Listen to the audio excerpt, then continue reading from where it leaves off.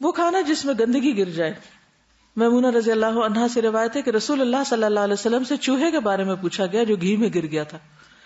فرمایا اس کو نکال دو اور اس کے آس پاس کے گھی کو نکال پھینکو، باقی استعمال کر لو. یعنی اگر ٹھنڈا ہے گھی جمع ہوا ہے یا تھوڑا بہت نرم ہے تو یہ تو یہ نا کہ آئل ہم یوز کرنے لگے تو الگ بات ہے، لیکن اگر گھی جو ہوتا ہے اس میں اگر چوہا گرے بھی تو ایک خاص جگہ تک ہی رہے گا. اگر اوپر اوپر پھرتا گھومتا رہے تو اوپر سے ہٹا دیں تو نیچے کی لیئر استعمال کریں.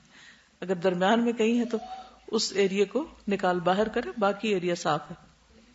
کچھ غذائیں حرام تو نہیں لیکن ناپسندیدہ ہیں، جن میں کچا لہسن اور پیاز. خصوصاً اس وقت اگر انسان جب مسجد میں آئی عبادت کے لیے بیٹھے تو نہیں کھانا چاہیے، کیونکہ انسان کے منہ میں سے اسمیل آتی ہے اور اس اسمیل سے فرشتوں کو تکلیف پہنچتی ہے، تو فرشتے پھر دور ہو جاتے ہیں. جابر بن عبداللہ سے روایت ہے کہ نبی صلی اللہ علیہ وسلم نے فرمایا جو لہسن یا پیاز کھائے تو وہ ہم سے دور رہے. یہ کہا کہ اسے ہماری مسجد سے دور رہنا چاہیے یا اسے اپنے گھر میں ہی بیٹھنا چاہیے، یعنی وہ کھانے پینے میں مشغول رہے، مسجد نہ آئے. ابو سعید خدری سے روایت ہے کہ ابھی تک ہم واپس نہ لوٹے تھے کہ خیبر فتح ہو گیا. اس دن رسول اللہ صلی اللہ علیہ وسلم کے صحابہ اس لہسن کے درخت پر گر پڑے اور لوگ اس دن بھوکے تھے، تو ہم نے بہت زیادہ لہسن کھا لیا. پھر ہم مسجد کی طرف آئے تو آپ نے بدبو محسوس کی. آپ نے فرمایا جس نے اس خبیث درخت سے کچھ کھایا وہ ہماری مسجد کے قریب نہ آئے. تو لوگ کہنے لگے کہ لہسن حرام ہو گیا، لہسن حرام ہو گیا، یعنی آپ نے منع کیا تھا.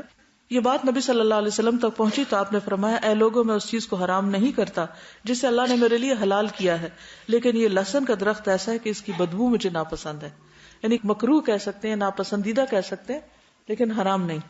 پھر بدبو والی جو اور کچی سبزیاں ہوتی ہیں ان سے بھی پرہیز کرنا چاہیے. جابر سے روایت ہے کہ رسول اللہ صلی اللہ علیہ وسلم نے پیاز اور بدبو والی کچی سبزیاں کھانے سے منع کیا ہے. یعنی صرف لہسن ہی کی بات نہیں، کوئی بھی سبزی ایسی ہے جس کو کھانے سے منہ سے اسمیل آتی ہے تو اس سے منع کیا. ہمیں ان کے کھانے کی ضرورت پیش آئی تو ہم نے کھا لیا. آپ نے فرمایا جو اس بدبودار درخت میں سے کھا لے وہ ہماری مسجد کے قریب نہ آئے، کیونکہ فرشتوں کو ان چیزوں سے تکلیف ہوتی ہے جس سے انسانوں کو تکلیف ہوتی ہے. بعض لوگوں کو بیماری کی وجہ سے بعض اوقات لہسن کھانا پڑتا ہے یا کچا کھانے کو کہا جاتا ہے، تو اس کے بعد اگر سوکھا دھنیا کھا لیا جائے تو بھی منہ کی اسمیل ٹھیک ہو جاتی ہے، یا پھر اگر نمازوں کے اوقات قریب ہیں تو اس میں نہ کھایا جائے. جابر بن عبداللہ سے روایت ہے کہ نبی صلی اللہ علیہ وسلم کی خدمت میں ایک ہانڈی لائی گئی جس میں ہر قسم کی ہری ترکاریاں تھیں، یعنی سبز. آپ نے اس میں بو محسوس کی اور اس کے بارے میں دریافت کیا. اس سالن میں جتنی ترکاریاں ڈالی گئی تھی وہ آپ کو بتا دی گئیں. وہاں ایک صحابی موجود تھے. آپ نے فرمایا اس کی طرف یہ سالن بڑھا دو. جب آپ نے دیکھا کہ وہ بھی اس کو کھانا پسند نہیں کر رہے تو آپ نے فرمایا کھا لو، کیونکہ میں نے اس سے سرگوشی کرنی ہوتی جس سے تم نے سرگوشی نہیں کرنی ہوتی.